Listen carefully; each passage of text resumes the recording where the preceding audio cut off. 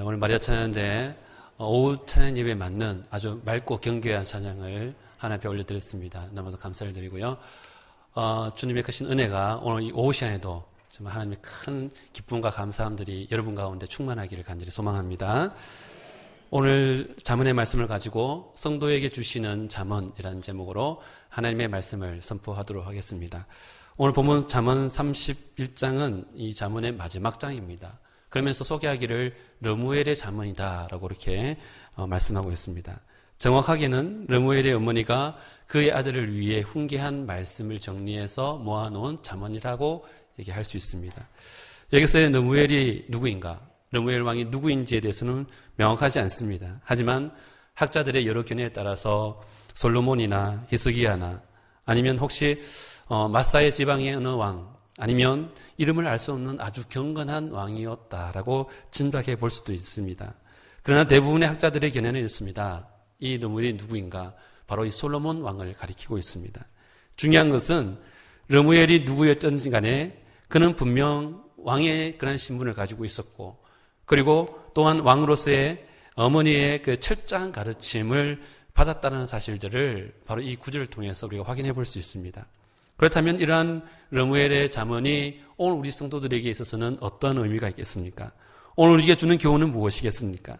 성경 말씀을 보면 하나님께서는 자녀된 우리 성도들을 향해서 왕같은 제사장이다라고 분명하게 밝히고 있습니다. 따라서 오늘 우리 성도들은 만왕의 왕이신 하나님께로부터 부여받은 왕의 직분을 가진 자들입니다. 왕으로서의 그런 자기 정체성과 그 사명을 오늘 우리 잊지 말고 분명히 인식하고 그 왕의 직분을 온전히 감당해야 될 줄을 믿습니다. 여러분, 한 나라를 다스리기 위한 왕도 말과 행동에 실수가 없도록 철저하게 공부하며 교훈을 받아야 합니다. 그렇다면 하물며 하나님께서 불러세우신 왕의 직분을 감당해야 할 우리 성도들은 어떨까요? 여러분들 오늘 왕의 직분을 가지고 하나님께서 부여받은 기름 부어 세운 그러한 직분을 가지고 여러분들이 무엇보다도 이 잠언의 말씀들을 잊지 말고 늘 사모하는 마음을 가져야 한다는 것을 알 수가 있습니다. 이 시간 하나님께 부여받은 왕의 직분과 그 사명을 더 잘 감당하기 위해 오늘 우리가 새겨들어야 할 말씀이 무엇인지를 오늘 들려주시는 그 잠언의 말씀을 통해서 함께 은혜 나누는 시간 되기를 간절히 소망합니다. 첫째, 성도에게 주시는 잠언은 세상의 헛된 일에 빠져서 인생을 낭비하지 말라는 그런 말씀입니다. 오늘 보면은 세상의 헛된 일들 가운데 가장 조심해야 할 여러 가지 일들이 있겠지만 그 중에서 가장 조심해야 할 일들이 뭔가라는 것을 첫 번째로 꼽으라면 이성에 관한 문제를 교훈하고 있습니다. 오늘 3절 말씀을 보시면 내 힘을 여자들에게 쓰지 말며 라고 이렇게 말씀을 하고 있습니다. 여기서 힘을 여자들에게 쓴다는 것은 지나치게 여자들을 가까이 함으로써 몸과 마음이 황폐해지는 것을 가리킵니다. 사실 왕이 남자로서 여자들에게 마음을 빼앗기는 그 순간 그의 마음을 다 주는 순간 왕으로서 할 일을 제대로 하지 못하게 되는 것입니다. 그러한 실수를 범한 대표적인 인물을 손꼽으라면 성경에서는 바로 솔로몬을 생각해 볼 수가 있을 것입니다. 정략적인 그런 문제가 있었겠지만 어쨌든 솔로몬은 그에게 있어서 많은 여인을 아내로 두었던 인물로 기억됩니다. 더욱 심각한 문제는 결혼을 한 여인들이 저마다 그 나라의 그 집안의 그런 우상들을 가지고 시집을 왔습니다. 그래서 그 당시 솔로몬 왕궁 안에는 여호와 하나님의 신앙에 대한 그런 온전한 신앙이 있을 뿐만 아니라 그 외에도 여러 우상들로 그 성전에 가득가득 날마다 채워갔다는 것입니다. 그래서 솔로몬이 지혜의 왕이었지만 그의 끝은 그리 아름답지 못했습니다. 그의 왕국은 온전히 이어가지지 못했고 결국 그의 아들 때에서 남과 북이 남왕국과 북왕국이 그렇게 서로 갈라지게 되는 불행한 일을 겪고 마는 것입니다. 이는 왕들이 하나님 앞에서 온전하게 서지 못한 그런 일에서 기인한 것이라고 알 수 있습니다. 그리고 르무엘에게 교훈을 주고 있는 본문을 보면 단순히 여자들에게 힘쓰는 일을 하지 말라고만 하지 않습니다. 본문 3절 이어서 그 내용들을 보시면 나머지 부분을 보시면 왕들을 멸망시키는 일을 행하지 말지어다라고 이렇게 말씀을 하고 있습니다. 여러분 하나님께서 기름 부어 세운 왕의 의미는 무엇이겠습니까? 왕의 직분의 그 의미는 무엇이겠습니까? 왕은 하나님의 말씀에 입각하여서 백성들을 바르게 인도하는데 바로 그것에서부터 그 존재의 의미를 찾을 수가 있습니다. 왕으로서 그 가치를 잃어버린다면, 그 존재의 가치를 잃어버린다면 그것은 왕으로서의 그런 직무를 유기하는 것입니다. 그런데 여자에게 그 마음을 빼앗기게 되면 어떻게 됩니까? 하나님의 말씀을 잊어버리고 기억하지 못하고, 그러면 그걸로 인해서 자기의 명성과 이익을 쌓으려는, 자기만 안일함에 있어서 그것만 추구하게 되는 그런 존재로 타락하고 마는 것입니다. 사실 왕으로서 하나님의 말씀에 사로잡혀 있을 때는 하나님 앞에서 늘 겸손하며 하나님만 바라보고 사는 삶을 삽니다. 하지만 하나님의 말씀이 그 마음에서 다른 것의 자리를 빼앗기게 되면 그것이 결국 교만으로 이어지게 될 수밖에 없다는 것이죠. 그리고 교만에 사로잡혀 죄를 범하고 마는 것입니다. 그래서 성적인 범죄는 이렇게 하나님의 말씀을 멀리하게 되는 더 큰 죄악, 그리고 자신만 바라보게 하는 죄의 고집에 빠지게 하는 요인으로 작용하게 된다는 것을 성경은 말씀하고 있는 것입니다. 자, 이러한 내용은 성경의 다른 곳에서도 찾아볼 수 있는데 신명기에 있어서도 같은 맥락으로 이야기하고 말씀하고 있는 것을 찾아볼 수가 있습니다. 신명기 17장 17절 말씀 제가 읽어드리겠습니다. 아내를 많이 두면 미혹되어 자기를 위하여 은금을 쌓게 된다라고 이렇게 말씀하고 있습니다. 그러니까 백성이 아니라 왕 스스로, 왕 자신을 위하는 존재가 된다는 것은 이미 본인의 자세를 잃었다는 그런 의미일 것입니다. 그리고 17장 18절, 19절, 이어서 18절과 19절 말씀을 제가 읽어드릴 텐데, 그가 왕위에 오르거든 이 율법서의 등사본을 레위 사람 제사장 앞에서 책에 기록하여 평생에 자기 옆에 두고 읽어 그의 하나님 여호와 경외하기를 배우며 이 율법의 모든 말과 이 규례를 지켜 행할 것이니라 라고 이렇게 말씀합니다. 자, 결국 말씀을 잃어버리지 않도록, 하나님 앞에서 주신 그 말씀을 따라서 그 말씀을 잃어버리지 아니하도록 아내를 많이 두지 말고, 그리고 여자를 가까이, 너무 많이 가까이 하지 말라는 그런 맥락의 내용으로 말씀을 우리가 이해해야 하는 것입니다. 사랑하는 여러분, 우리가 자문을 통해서 잊지 말아야 할 것은 바로 이 성적인 타락은 결국 우리로 하여금 말씀에서 멀어지게 한다는 것입니다. 우리 인생을 하나님이 기뻐하시는 방향으로 그렇게 우리가 살아가야 될지언데, 그렇게 가야 할 때에 말씀으로부터 멀어지면 멀어질수록 우리는 하나님과의 관계가 끊어질 뿐만 아니라 하나님이 기뻐하시는 것과는 더욱 거리가 멀어지는 불행한 인생이 되고 만다는 사실입니다.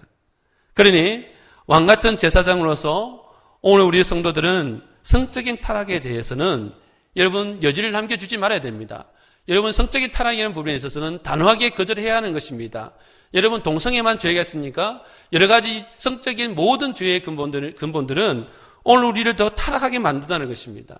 단호하게 끊어버리고 단절해야 되지 어중간하게 오늘 우리의 삶의 영역에 두어서는 안 된다는 것입니다. 무엇보다도 우리는 하나님께서 우리에게 주시는 선한 양심을 오늘 온전히 지켜내야 될 줄을 믿습니다. 그렇게 될 때에 하나님의 말씀이 더욱 우리의 마음밭을 갈아엎을 것이고 우리의 결정이 말씀 위에서 하나님을 선택해 나아가는 인생의 중요한 결정들로 오늘 우리의 삶을 주장하게 되고 오늘 우리의 삶 가운데 가득가득 채워지게 될 줄로 믿습니다. 자, 둘째로 성도에게 주시는 자문은 술을 절제하고 멀리하여서 자신을 온전히 다스리라 라고 이렇게 말씀을 합니다. 목회를 하다 보면 신앙적인 고민, 신앙적인 여러 가지 그런 질문들을 가지고 묻는 그런 분들이 간혹 계십니다. 그 중에서 단골로 질문하는 것이 있는데 교회 다니는 사람이 술을 마셔도 되느냐 아니 되느냐라는 그런 질문들일 것입니다. 여러분은 어떻습니까? 정말 성도가 술을 먹어도 되느냐 안 되느냐 많은 관심을 가지고 있지만 개개별로 실제적으로 삶에서 여러 가지 상황에 따라서 좀 여러분의 주관적인 해석을 가지고 해석할 때가 너무나도 많다는 것이죠. 그렇다면 오늘 여러분에게는 명확한 대답, 명확한 기준을 성경적인 의미에서 여러분에게 들려주고자 하는 것입니다. 자, 오늘 보면 4절 말씀을 보시면 이렇게 말씀합니다. 4절 말씀을 같이 한 번 더 읽도록 하겠습니다. 너무해라 포도주를 마시는 것이 왕들에게 마땅하지 아니하고 왕들에게 마땅하지 아니하며 독주를 찾는 것이 주권자들에게 마땅하지 않도다. 아멘. 자, 이를 한마디로 정리하자면 뭐겠습니까? 포도주와 독주가 왕에게 마땅하지 않다라는 것은 술을 금해라, 술을 마시지 말라라는 말로 명확하게 그 기준을 세우고 있다는 것을 알 수 있습니다. 특히 오늘 본문을 보시면 왕이 술을 마시는 것이 마땅하지 않다라는 말이 무려 이 한 구절에 3번씩이나 반복해서 지금 말씀을 하고 있는 것입니다. 왜 3번씩이나 반복해서 얘기를 하고 있겠습니까? 이것은 단호한 것입니다. 어느 여지를 남겨두는 것이 아니라 단호하게 마시지 말라는 것을 의미하는 것인데, 이것은 왕이 술을 마시는 것은 더더욱 깊이 할 그런 두렵고 무서운 일이라는 것을 가르쳐주기 위한 말씀으로 여겨지는 것입니다. 자, 그리고 본문 5절 말씀을 보시면 그 이유가 더욱 분명하게 제시되고 있는데, 이는 왕이 술을 마시게 되면 판단력이 흐려지고 공의와 법을 망각하게 되기 때문이라는 것을 말씀하고 있는 것입니다. 여러분, 왕이 술을 마시는 것은 분명 왕위를 스스로 무너뜨리는 자멸 행위와 같다라는 것을 오늘 성경은 우리에게 들려주고 있습니다. 왜겠습니까?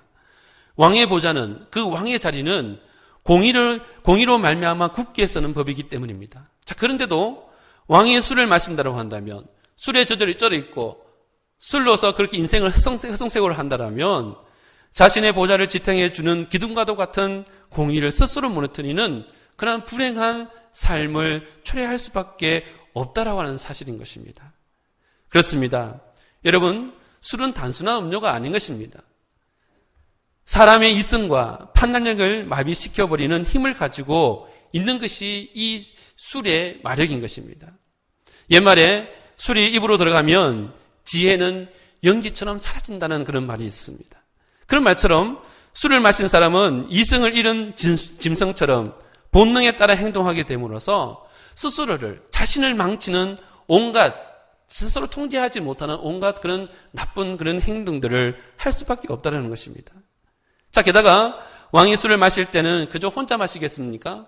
혼자 마시는 것이 아니라 술을 즐기는 무리들과 어울려서 잔치를 베푸는 것이죠. 성대한 연회를 여는 것입니다. 이것이 보통 이런 자연스러운 모습이겠습니다. 자, 자연스럽게 그렇게 되면 그 주변에는 왕에게 아첨하는 악한 자들이 그곳에 몰려들게 되고 그곳에 그 무리가 거기에 모일 수밖에 없다라는 사실입니다. 또한 세금을 축내고 국고를 낭비하여서 백성의 원성을 사게 될 뿐만 아니라 여색을 비롯한 온갖 추한 오락을 즐기게 되면서 나라의 기강과 정신까지 망치게 된다라고 하는 사실인 것입니다. 자, 따라서 술을 경계하고 있는 본전의 말씀들은 단지 절주나 금주의 교훈에 그치는 것이 아닙니다. 그저 술만 마시지 말라는 그 말에서 그치는 것이 아니라 앞서 3절 말씀에 여색을 비롯한 왕들을 멸망케 하는 일들을 하지 말라는 모두를 포함하는 교훈의 말씀으로 이 말씀들을 우리가 새겨들어야 된다는 것을 알 수 있습니다. 더 나아가 술을 금하는 것은 본인의 자제력과 극기가 없으면 불가능한 것이므로 결국 이 본구절은 나라를 다스리려는 왕은 먼저 자신을 다스리고 복종시킬 수 있어야 한다는 바란 그 교훈의 말씀으로 오늘 우리는 기억해야 될 줄을 믿습니다. 자, 그렇다면 우리 성도들은 어떻습니까? 왕이 이 정도로 해야 되는 그런 상황이라면 오늘 우리 성도들은 더 말할 필요도 없을 것입니다. 이는 자신의 몸을 쳐 복종시키는 일 없이는 십자가를 지고 주님을 따르는 일뿐만 아니라 사단의 세력과 싸워 승리하는 일도 불가능하기 때문이라는 것을 알아야 할 것입니다. 사랑하는 성도 여러분, 오늘 우리가 하나님께 왕같은 제사장으로 부름받아 그 귀한 사명을 감당하려면 어떻게 해야 되겠습니까? 먼저 자신을 쳐서 복종시키는 일이, 그 십자가를 지는 일들이 먼저 선행되어야 될 줄 믿습니다. 그리하여 날마다 자신의 정욕을 십자가에 못 박고 대신 성령의 거룩한 능력을 힘입어서 넉넉히 세상을 이기고 승리하는 모습으로 날마다 주님 앞에 던전히 세워져가는 오늘 저와 여러분들이 다 되시기를 간절히 소망합니다. 마지막으로 오늘 성도들에게 주시는 자문의 말씀은 무엇입니까? 그것은 가난한 자에게 관심을 가지고 도우라는 그 말씀을 하고 있습니다. 본문 8절 말씀을 보실까요? 너는 말 못하는 자와 모든 고독한 자의 송사를 위하여 입을 열지니라 라고 이렇게 말씀을 합니다. 여기서 말 못한다라는 이 말은 문자 그대로 말을 하지 못하는 그런 육신적인 장애를 가진 사람을 얘기하는 것이 아니라 배운 것이 없어서 혹은 가진 것이 없어서 억울한 일을 당해도 자기의 처지를 호소하거나 변호할 수 없는 그런 사람을 가리키는 것입니다.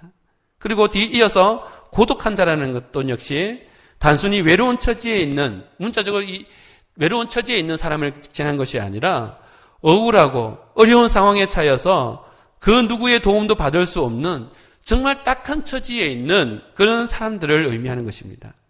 때문에 이들은 다음 구절의 9절 말씀에서 공고한 자와 궁핍한 자들과 이 모두가 같은 맥락에서 이해할 수 있는 사람들이라는 것을 알 수 있습니다. 자, 따라서 이러한 사람들을 위해 오늘 우리는 무엇을 해야 되겠습니까? 여러분, 이러한 사람들을 위해서 입을 열고 그들의 송사를 신원해 주라고 하는 것입니다. 여러분, 이것은 곧 가난하고 약한 자들의 편에서 이들의 권리를 찾아주고 보호해 줄 것을 교훈하고 있는 그 말씀을 오늘 우리에게 가르쳐주고 있는 것입니다. 오늘 우리 성도들이 해야 할 일에 대한 명확한 삶의 기준들을 오늘 우리에게 들려주고 있는 말씀이라겠습니다. 자, 그런데 이러한 일들은 왕으로서 매우 당연하면서도 정말 쉬운 일처럼 보여도 실제로는 실천하기가 대단히 어려운 일들이라 여기시는 것입니다. 왜겠습니까? 대개 가지는 것 없고 소외된 계층의 사람들과 여러분 부유하고 힘 있는 계층 사이에는 갈등과 대립이 있는 것이 보통 사회적인 관념입니다. 오늘 집에서 이 나라를 보십시오. 이 세상을 보십시오.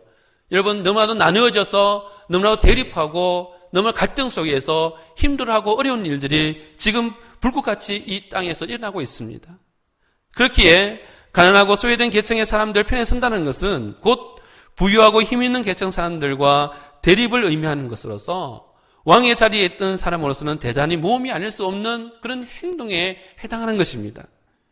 하지만 여러분, 그건 사회적 개념으로 그렇다 하지만 오늘 성경을 들여다볼 때 성경에서 말씀하고 있는 성경적인 의미에서 볼 때 하나님은 그렇지 않습니다. 하나님은 어떠한 분입니까? 하나님은 고아와 과부 그리고 나그네와 같은 어렵고 외로운 자들의 하나님이십니다. 그들을 보호하시고 위로하시는 하나님이심을 오늘 성경은 우리에게 말씀하고 있습니다. 그렇기 때문에 하나님께서 어떤 자에게 권세를 주어 왕의 자리에 앉도록 하는 것은, 그를 왕으로 세우시는 것은 바로 이러한 하나님의 사랑과 공의를 온전하게 바르게 실천하도록 위해서 그를 왕으로 세우시고 그 직분을 감당하게 하신다는 사실입니다. 때문에 자신의 권세와 지위를 지키기 위해 부유한 자와 짝하면서 가난하고 소외된 자를 무시하고 짓밟는다면 그는 왕의 존재의 의미가 없습니다. 왕위에 앉을 자격도 없을 뿐만 아니라 그 자리를 온전히 보존하지도 못할 것이라는 사실입니다. 그렇다면 이러한 내용들이 오늘 성도들에게 어떠한 의미겠습니까? 어떻게 적용점을 찾을 수가 있겠습니까? 여러분, 성경을 보면 우리의 가치, 우리의 존재에 대해서 이렇게 말씀합니다. 우리는 모두 범죄한 조상의 후손으로서 하나님 앞에서는 벌거벗은 죄인이요, 영적인 소경이자 벙어리요, 사탄의 포로가 되어서 사망으로 끌려가는 소망 없는 존재들이었다는 것을 말씀합니다. 그런데 하나님께서 이러한 우리를 불쌍히 여기시고 긍휼히 여기셔서 친히 독생자를 보내사 우리에게 의의 옷을 입혀주시고 죄의 결박을 풀어 자유하게 하셨으며 대언자이신 성령님을 통해 죄를 변호하게 하시고 나아가 하나님의 자녀로 삼아 영원히 왕노릇하는 그러한 큰 영광을 오늘 우리에게 베풀어 주셨다라고 성경은 말씀하는 것입니다. 그렇기 때문에 이렇듯 놀라운 은혜를 입은 것이 바로 우리 하나님의 자녀된 오늘 성도들의 존재요, 그 의미인 것입니다. 이러한 놀라운 은혜를 입고서도 가진 것이 조금 있다고 해서 혹은 세상 사람들의 이목이 두려워서 가난하고 소외된 자들을 우리가 멀리하고 업신여긴다라면, 그것을 방관하고 우리가 생각하지 않는다라면 그는 받은 은혜마저 온전히 보존할 수도 없고 사실 성도라 불릴 자격조차 박탈당하고 말 것이라는 사실입니다. 사랑하는 여러분, 오늘 지금까지 살펴본 바를 통해 과거에 우리는 과연 어떠한 존재였고 지금 이 순간 왜 이 땅에 살아가고 있는지, 우리가 어떠한 존재로 어떠한 의미를 통해서 살아가야 하는지를 생각해 볼 수 있기를 바랍니다.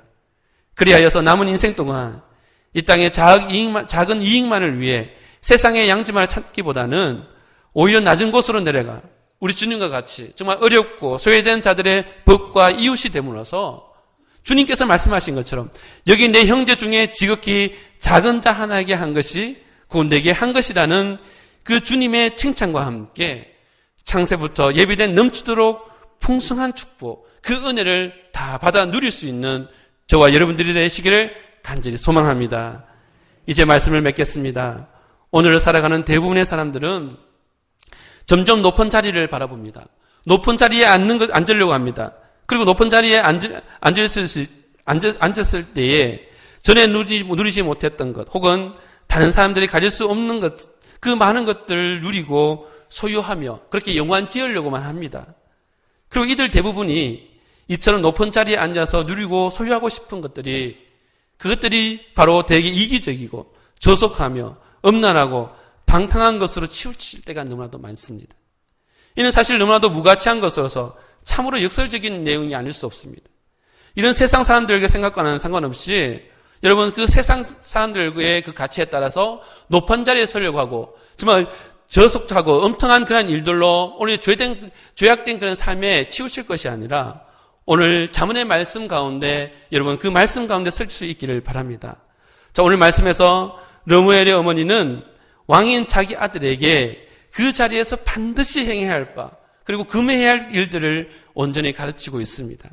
자, 그것을 한마디로 자기만을 위한 쾌락을 추구하며 불의와 타협하는 것을 금하며 약한 자들, 고통받는 자들을 위하고 공의와 진리를 온전히 세우는 신앙을 세워가라는 것을 말씀하고 있는 것입니다. 자, 그렇다면 르무엘의 자문을 통해 오늘 여러분들이 잊지 않고 반드시 기억해야 할 일은 무엇이겠습니까? 만일 하나님이 여러분을 사람들 중에 높이신다면, 높은 자리에 여러분들을 세우신다면 그것은 모든 사람을 섬기라고 주신 그러한 기회인 것을 여러분 잊지 마시길 바랍니다. 또한 많은 물질을 주셨다면, 재물을 허락하셨다면 그것은 없는 자들과 나누는 그러한 은혜를 나누라는 그런 하나님의 선물임을 여러분 잊지 마시길 바랍니다. 이것을 잊지 않고 그대로 행하며 사는 것이 바로 우리 하나님을 높이고 의로우신 하나님을 향한 그 합당한 성도의 삶을 온전히 이루어가는 그런 복된 삶인 줄로 믿습니다. 왕같은 제사장의 본분을 믿음으로 잘 감당하여 주님 앞에 섰을 때 우리 모두 잘했다 칭찬받는 우리 믿음의 온 성도들이 다 되시기를 주님의 이름으로 간절히 소망합니다. 기도하겠습니다. 하나님 아버지, 르무엘 왕에게 들려주시는 자문을 통해서 우리가 듣고 깨달아야 할 생명의 말씀을 듣게 하시니 감사를 드립니다. 완악한 이 세상 가운데 왕같은 제사장의 직분을 주셨사오니 항상 말씀 앞에 서서 진리를 선포하며 하나님의 공의를 이루어가는 복된 인생들로 삼아 주옵소서. 보혜사 성령님, 더럽고 악한 죄의 요소들로부터 제 삶을 주장하여 주시고 지켜주셔서 하나님의 그 온전하심과 거룩함을 이루어가는 성도들로 삼아 주옵시고 우리 주님 앞에 섰을 때 다 잘했다 칭찬받을 수 있는 복된 인생들로 꼭 삼아 주옵소서. 이 시간 주님 앞에 나올 때 빈손으로 나오지 아니하고 귀한 예물로 드리는 손길들이 있습니다. 11조로 드립니다. 감사헌금으로 드립니다. 주정헌금으로 드립니다. 드리는 손길마다 하나님의 그 온전하신 의로운 손으로 꼭 붙잡아 주시고 그 손으로 수고하는 모든 일들 가운데 하나님의 큰 은혜가 드러나게 하시며 큰 은총을 베풀어 주셔서 이삭에게 허락하셨던 100배의 복으로 꼭 갚아 주옵소서. 감사를 드리며 예수님의 이름으로 간절히 기도드리옵나이다. 아멘.